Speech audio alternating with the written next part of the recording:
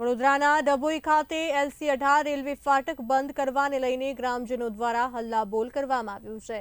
ઘટનાને પગલે રેલવે અને પ્રાંત અધિકારીઓ તાત્કાલિક સ્થળ ઉપર દોડી ગયા હતા। વડોદરાના ડભોઈ તાલુકાના કુંઢેલા સહિત 15 ગામોને જોડતી મહત્વની કડી તરીકે LC18 રેલવે ફાટકને હટાવવા અંગે રેલવેના નિર્ણય સામે ગ્રામજનોમાં ભારે રોષ જોવા મળ્યો છે। ગ્રામજનો અને વિદ્યાર્થીઓ માટે આ માર્ગ જીવલેણ સાબિત થઈ શકે તેવું હોવાનું જણાવી વિરોધ વ્યક્ત કરતા જિલ્લા કલેક્ટરને રજૂઆત કરવામાં આવી હતી। ગ્રામજનોના આક્રોશને પગલે રેલવે અધિકારી, પ્રાંત અધિકારી તથા સ્થાનિક ધારાસભ્ય શૈલેષ મહેતા ઘટના સ્થળે પહોંચ્યા હતા અને સ્થિતિનું નિરીક્ષણ કર્યું હતું। LC18 ફાટક બંધ કરીને બીજો માર્ગ આપવાનો નિર્ણય લેવામાં આવ્યો હોવાનું રેલવે તરફથી જણાવાયું હતું, જેને લઈને ગ્રામજનો ઉગ્ર પ્રતિસાદ આપી રહ્યા છે।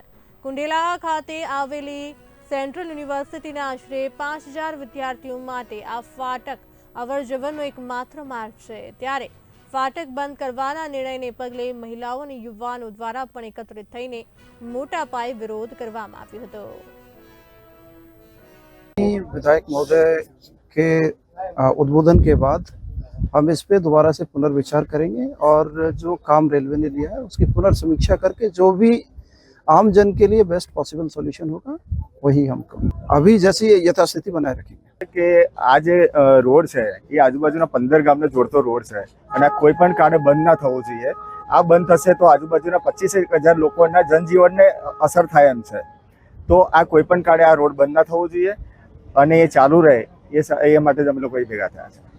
મામલતદાર સાહેબ અને ધારાસભ્યશ્રી અને રેલવેના અધિકારીઓ LC18 જે બંધ કરવાની હતી એના માટે જોઈન્ટ વિઝિટ માટે આવ્યા હતા અને ગ્રામજનો પણ મોટી સંખ્યાની અંદર ઉપસ્થિત થયા હતા।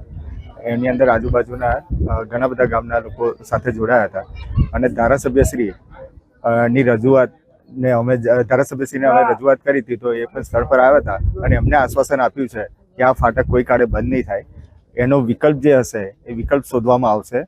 અને એમની વાત સાંભળીને રેલવેના અધિકારીઓએ પણ આશ્વાસન આપ્યું છે કે જ્યાં સુધી આનો વિકલ્પ નહીં આવે, એનો ઉકેલ નહીં મળે ત્યાં સુધી આ ફાટક કોઈ પણ કાળે બંધ નહીં થાય। રેલ ફાટક 18 બંધ કરવામાં નથી આવી, બંધ કરવા માટેનો પ્રયત્ન કરવામાં આવે અને ટેકનિકલી એ બાબતની બધી ચર્ચાઓ થઈ છે। રેલવેના અધિકારી પણ છે, અમારા પ્રાંત અધિકારી પણ છે અને આમાં લોકોને શું ફાયદો થાય એ જોવાનું હોય છે।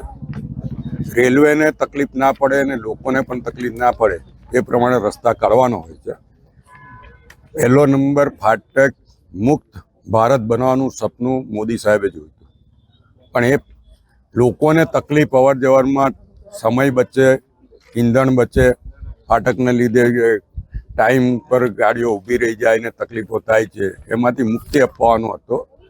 એ માટે આ ફાટકો બંધ કરવાની વાત આવી હતી, પણ આ જે કુંઢેલાનું ફાટક છે એ ફાટકનો ઉપયોગ હજારો લોકો કરતા હોય છે। અહીંયાથી હજારો લોકોની અવર જવર 10-15 ગામોની અવર જવર છે, એને ધ્યાનમાં રાખીને આ ફાટક ચાલુ રહે અથવા તો આનો કોઈક વિકલ્પ વિચારવામાં આવે। અને અહીંયાના ગામ લોકોની ઈચ્છા છે કે ભાઈ ઓવરબ્રિજ બને। ઓવરબ્રિજ બનાવવા માટે જો જગ્યામાં કે રોડની તકલીફ પડતી હશે તો કોમ્પન્સેશન આપશે, તો જેની જગ્યા હશે જગ્યા પણ ફાળવવાની અમે